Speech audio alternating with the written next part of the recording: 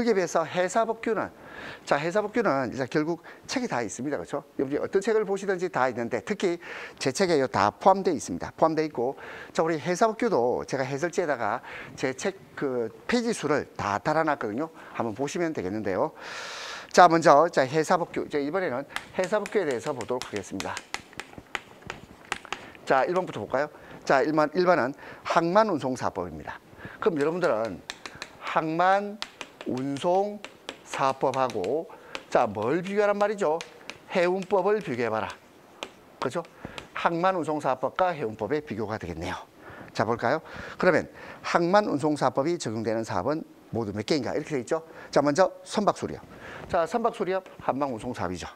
그 다음에 해운이 들어가죠. 해운법이죠. 그 다음에 항만하역사업. 항만하역사업, 항만운송사업입니다. 그리고 선박연료 공급업, 이것도 항만운송사업이 되겠습니다. 그리고 해운대리점업, 해운법이 되겠네요. 그 다음에 선박관리, 선박관리도 자, 이것도 해운법에 적용을 받습니다. 해운법에 적용받고, 그 다음에 해상화물운송사업. 자, 해상화물운송사업, 자, 이거 해운법에 적용을 받겠죠.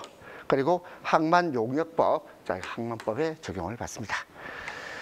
자, 그래서 1번의 답 2번입니다. 자, 1번 조금 어려웠죠. 그죠? 안 그래요? 항만운송사업법하고 해운법을 비교해봐라. 이렇게 문제가 나왔었고요. 자, 그 다음에 이제 2번입니다. 영해 및 접속 수역법. 이건 되게 쉬워요. 그래서 영해에 대한 설명 가장 옳지 않은 건데, 자, 4번 보겠습니다. 외국의 군함 또는 비상업용 정부 선박이 영해에 진입하려면 관계 당국의 허가가 아니라 뭐가 필요하죠? 사전 통고. 사전에 알려야 된다. 그렇죠? 사전 통고죠. 사전에 알려야 된다. 그래서 허가 틀렸습니다. 자, 그래서 2번 풀 수 있고, 3번은 입오료에 관한 건데요. 우리가 기본적인 입오료는 어떻게 되죠?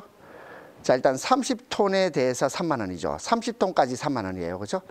30톤까지 3만 원이니까 예를 들자면 29톤도 3만 원이겠죠. 그리고 30톤을 초과할 때는요. 초과는 1톤마다 1,000원씩 붙어요. 그러면 자, 150톤은 얼마입니까? 15만 원. 200톤은 20만 원. 이런 거죠. 그래서 150톤은 15만 원이 되겠습니다. 자, 3번의 답은 3번입니다. 그 다음에 4번 봅시다. 4번. 자, 낚시관리 및 육성법. 일출 전 1몰 후 영업하는 최대 승선인은 13명 이상인 낚시여선에 한정해서 구배해야 하는 안전구명 설비입니다. 자, 3번은 낚시관리 및 육성법에 관한 문제입니다. 낚시관리 및 육성법에 관한 내용이고, 자, 이 내용상 자, 일출 전 1몰 후 영업하는 최대 승선인은 13명 이상의 낚시여선에 한정해서 구배해야 되는 것. 이것은 2번이죠. 위성 비상 위치 지시용 무선 표지 설비가 되겠습니다. 자, 답은 2번 되겠네요. 그 다음에 5번 보겠습니다. 자, 5번은 자, 어선안전조업법이죠. 자, 5번은 어선안전조업법에 관한 설명입니다. 자, 여기서 선박 위치 통제에 관한 설명으로 가장 옳지 않은 겁니다. 자, 특정 해역 출하하는 경우 해당 특정 해역을 관할하는 안전본부, 특정 해역 외의 경우에는 출항지를 관할하는 안전본부의 위치 통지를 해야 되죠. 1번 맞고, 그리고 조업자재에게 출하하는 어선은 1일 2회, 특정 해역에 출하하는 어선은 1일 3회 위치 통지를 하여야 합니다. 그리고 기상특보가 발효된 경우에는 기본 위치 통지 외에 또 추가로 위치 통지해야 되고, 풍랑특보가 발효됐을 때 매 12시간 간격, 태풍특보 발효는 매 6시간 아니죠. 4시간입니다. 그래서 이게 6시간이 아닌 4시간 이렇게 되죠. 자, 그 다음에 이제 6번 보겠습니다. 6번. 자, 수중 레저 활동의 안전 및 활성화 등에 관한 법률, 수중 레저 사업의 의의에 대해서, 정의에 대해서 물어보고 있습니다. 먼저 첫 번째, 수중 레저 활동자에게 수중 레저 장비를 판매한다. 아니, 여러분들이 수중 레저 활동을 하는데 수중 레저 장비를 살 겁니까? 그런 건 아니죠. 이 수중 레저 사업은 판매하는 것이 아니고 태워서 운송하거나 빌려주거나 교육하는 사업을 말하는 거잖아. 그래서 6번의 답은 1번이 되겠습니다. 그 다음에 7번, 해수욕장의 이용 및 관리에 관한 법률입니다. 자, 여기서는 주체하고, 그 다음에 또 기본 계획이 몇 년 단위로 수립되는지 봐야 되죠. 우리가 일반적인 기본 계획은 5년인데 해수욕장과 관련해서 기본 계획은 10년마다입니다. 10년마다. 그리고 이 기본 계획을 수립 시행하는 자는 해수부 장관이에요. 해수부 장관. 자, 그리고 해수욕장 안전관리에 관한 지침을 정하는 자는 해양경찰청장이 되겠습니다. 그래서 7번의 답 1번이고요. 자, 8번. 자, 8번 보니까 또 낚시관리 및 육성법 또 나왔죠. 자, 여기서 낚시어선업의 신고 요건입니다. 자, 먼저 기억. 낚시어선이 수산업법 또는 내수면업법에 따라 어업허가를 받은 어선으로서 총톤수 10톤 미만이죠. 10톤 미만의 동력어선일 것. 그리고 니은 낚시어선이 설령 20년 이하의 목선 또는 설령 25년 이하의 강선, 합성 수지선, 알루미늄 선일 것. 따라서 8번의 답은 3번이 되겠습니다. 자, 9번 봅시다. 자, 9번은 어선법에 관한 문제입니다. 어선법상 총톤수 20톤 이상의 어선의 소유자, 선적항을 관할하는 시장군수 구청장, 어선을 등록한 경우 발급해야 될 증서입니다. 이게 뭐죠? 선박국적증서죠. 20톤 이상의 선박국적증서, 20톤 미만은 선적증서, 5톤 미만의 무동력 어선은 등록 필증입니다. 자, 그래서 9번의 답 1번이고요. 10번 보겠습니다. 해양과학조사법. 자, 해양과학조사법과 관련해서 자, 우리 전반적으로 법에 대한 내용이 나와 있는데요. 4번 보겠습니다. 외국인 등은 해양과학조사로 얻은 조사자료를 근거로 관련 국제협약에 따라 관할 해역의 해양환경 또는 천연자원의 탐사 및 개발 등에 관한 권리를 주장할 수 없다. 자, 외국인은 해양과학 조사를 얻은 조사 자료를 근거로 해서 권리를 주장할 수 없어. 경제적 이득을 주장할 수 없다. 이 말이거든요. 따라서 있다가 틀렸죠? 없다가 되겠습니다. 그 다음에 11번. 자, 11번이 상대적으로 어려웠던 것 같네요. 자, 봅시다. 해사안전법에 관한 내용인데요. 자, 11번. 자, 선박사의 책무와 관련해서, 그러면 선박사의 책무는 피항선이 있고요. 자, 피항선이 뭐죠? 다른 선박의 진로를 피해야 된다. 이거죠. 피항선. 그리고 또 자신의 선박의 어떤 항로를 그대로 유지하는 유지선. 뭐 이런 개념이죠. 피항선과 유지선. 자, 보겠습니다. 자, 그렇다면, 자, 기억. 기뢰 제거 작업 중인 선박 되는데, 기뢰 제거 작업 중인 선박은 뭐죠? 이건 조종 제한선이다. 조종 제한선은 어디에 포함되죠? 이거는 유지선에 가깝죠. 유지선입니다. 그 다음에 니은 체납기 조업 중인 선박. 이게 뭔데요? 어로종사선이죠. 어로종사선, 이건 니은입니다. 그 다음에 디귿 주간에 원통형 형상물 한 개를 표시하고 있다. 이게 흘수제약선. 흘수제약선은 여기에 포함됩니다. 흘수제약선. 그 다음에 어로에 종사하지 않고 항행 중인 어선. 자, 이건 뭐냐면 결국 항행 중인 동력선을 말하거든. 동력선을 말합니다. 그 다음에 항행 중인 범선. 범선은 동력선 다음에 범선이거든. 이렇게 되겠네요. 자, 따라서 답은 3번입니다. 자, 그래서 다른 선박의 진로를 피해야 되는 피항선부터 유지선까지 이렇게 순서대로 나열하면 이랍니다. 그리고 여러분들 아무래도 디귿이 좀 어렵겠네요. 디귿. 자, 디귿 다시 한번 보세요. 주간에 원통형 형상물 한 개를 표시하고 있는 선박. 이게 뭐라고요? 흘수제약선입니다. 흘수제약선. 자, 그 다음에 12번 봅시다. 해사안전법. 자, 기억. 기정 및 호종을 비치해야 하는 선박의 기준은 길이 20m 이상의 선박입니다. 20m. 다른 시계 안에 있는 경우 다른 선박의 자연적으로 앞지르게 하려는 경우에는 장음 2회, 단음 2회죠. 장음 2회, 단음 2회가 되겠습니다. 그 다음에 세 번째, 길이 15m의 좌초선. 자, 좌초선이란 말은 무슨 뜻이죠? 좌초선은 얹혀 있는 선박, 이 말이죠. 얹혀 있는 선박입니다.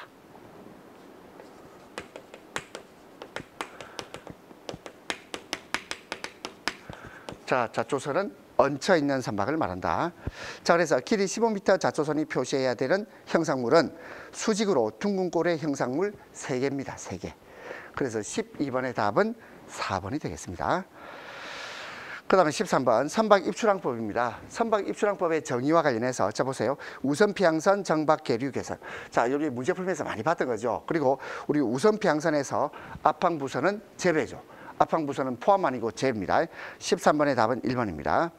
그 다음에 14번 선박안전법 그리고 시행령 시행규칙을 다 포함해서 중간검사에 대한 설명 가장 옳지 않은 겁니다. 자, 먼저 1번. 자, 중간검사 부득이한 사유 기준일보다 3개월 이상 앞당겨 받을 수 있죠. 1번 맞고. 그 다음에 총톤수 2톤 미만의 선박은 이건 중간검사 생략 대상입니다.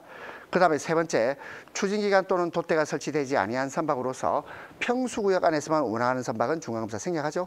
그 네 번째, 추진기간 또는 돛대가 설치되지 아니한 선박으로서 연해구역을 운항하는 선박 중 여객이나 화물 운송에 사용되는 선박이 생략하는 것이 아니고 사용되지 아니하는 선박은 중간검사를 생략합니다. 그래서 14번의 답은 4번 되겠습니다. 자, 15번 볼까요? 유선 및 도선사업법, 야간 운항에 필요한 안전 운항 시설 및 장비입니다. 자, 이거 끼워쓰기 해봅시다. 끼워쓰기.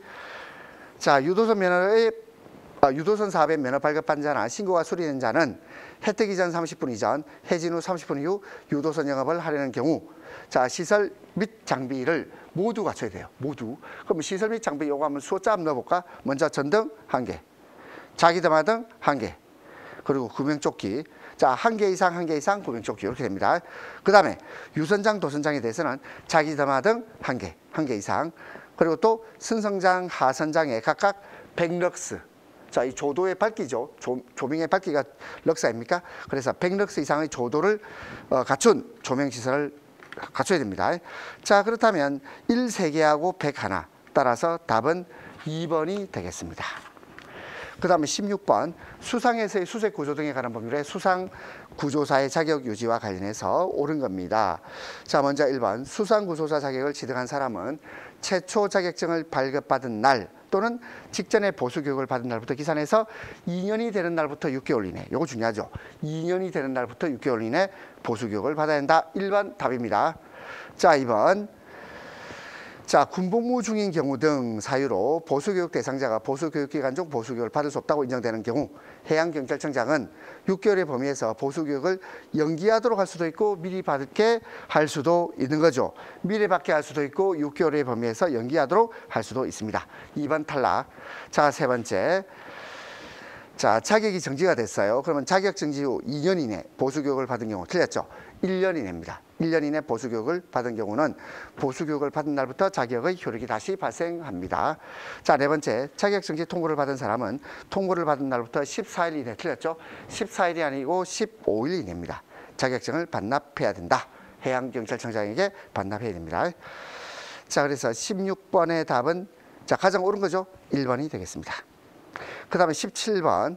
자, 17번 보니까 만재의 헐수선의 표시를 생략할 수 있는 선박에 대한 설명 가장 옳지 않은 것이고, 자, 선박안전법에 관한 내용인데, 자, 만약에 이렇게 시험에 나오잖아요. 그러면 이러이러한 그 선박에서 이게 포함되느냐 제외되느냐 이 말 아닙니까? 그러면 가장 출제가 용이한 게 어떤 걸까요? 결국 숫자를 가지고 장난칩니다. 그럼 보세요.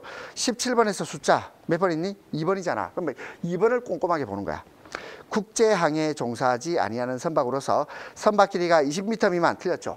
24m 미만, 24m 미만인 예인, 해양사고 구조 준설 또는 청약에 사용되는 선박입니다. 17번의 답은 2번이고 1, 3, 4는 다 자, 만재 헐순의 표시를 생략할 수 있는 선박이 되겠습니다. 그 다음에 18번 수산업법상 면허 결격 사유가 되겠네요. 자, 18번도 마찬가지예요. 여러분이 딱 보면 이 요건에 해당하느냐 요건에 결격이냐 이런 말이 아닙니까? 그러면 숫자를 보세요. 숫자 어디 있니? 아유, 맞네요. 2번, 3번, 4번. 그러면 2번, 3번, 4번에서 다시 보면 돼. 2번. 자, 면적이 60헥타르 이상이 되는 자. 자, 결격 사유가 되죠. 그죠? 그 다음에 쭉 보니까 수산업법, 수산자원관리법 등을 위반, 금고 이상 형을 선고받고 그 집행이 끝나거나 집행을 받지 아니하기로 확정된 후 2년이 지나지 아니한 자도 결격 사유가 됩니다. 그 다음에 네 번째, 수산업법 그리고 어장관리법을 위반하여 100만 원 이상의 벌금인데 200만 원 이상의 벌금이라 돼 있죠. 따라서 4번이 틀렸어요. 100만 원 이상의 벌금형을 선고받고 그 형이 확정된 후 2년이 지나지 아니한 자가 되게 됩니다. 그래서 200만 원을 100만 원으로 바꿔줘야 된다. 자, 18번의 답 4번이고요. 19번 유선 및 도선사업법 시행령 시행규칙 쭉 한번 보세요. 옳지 않은 겁니다. 자, 먼저 첫 번째 수상. 자, 수상은 내수면과 해수면을 다 포함하는 개념 맞죠? 맞고, 두 번째 유선사업의 면허신고 유효기간은 10년입니다. 10년. 연중 한시적으로 영업하는 경우에는 해당 연도. 도선은 유효기간이 영구. 그리고 연중 한시적으로 영업하는 경우에는 5년입니다. 그 다음에 세 번째 설령. 자, 배의 나이. 자, 배의 나이는 언제부터 계산하죠? 선박을 건조한 때가 아니고 진수한 날부터죠. 진수. 자, 물이 띄울 때부터입니다. 자, 해당 선박을 진수한 날부터 계산한다. 그리고 설령의 일반 기준, 목선 합성수 이전 15년 이하입니다. 그 다음 네 번째, 유도선 사업자 사업을 휴업 또는 폐업, 선박의 일부를 운항 중단하려는 경우 휴업 기간은, 자, 휴업 기간 이거 외워야 되죠. 자, 도선은 계속해서 6개월, 유선 아닙니다.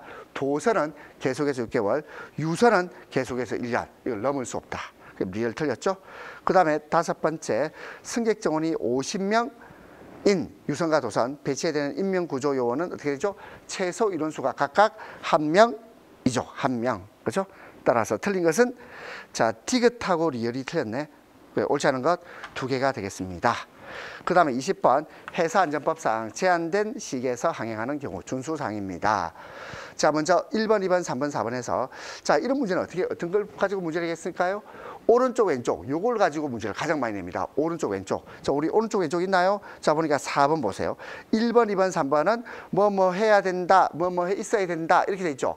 의무사항으로 돼 있는데 이게 틀릴 수가 없어요.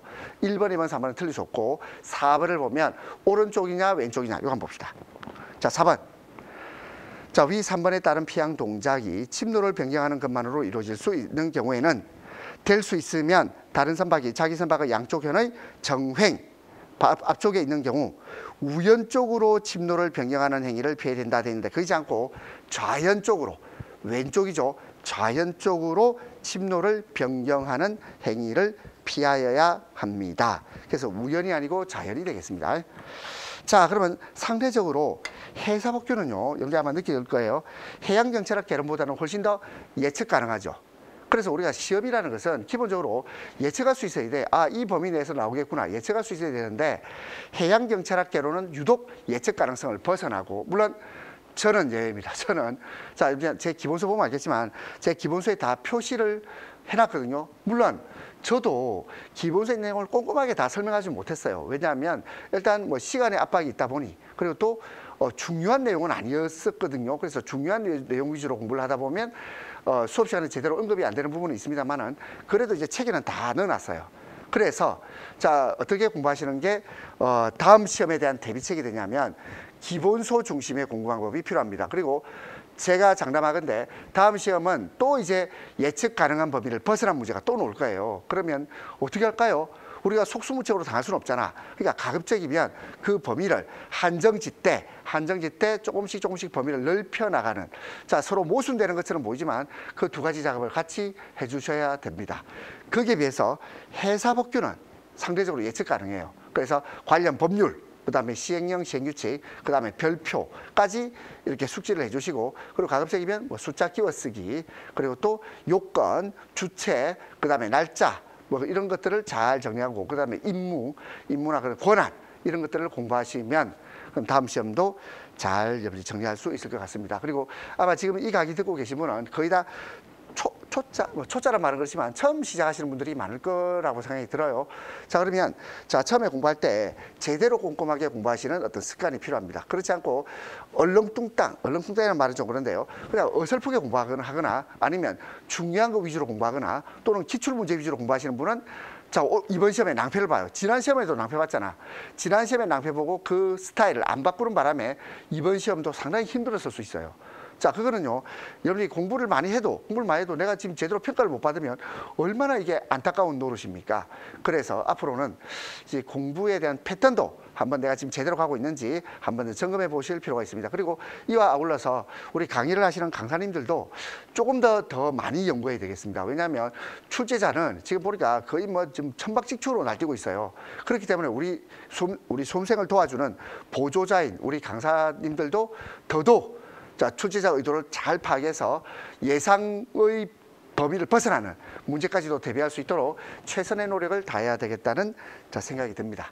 자, 이렇게 해서 자, 2021년 상반기 해양경찰학 개론과 해사법규 기출문제 풀이를 마치도록 하겠습니다. 우리 감사합니다.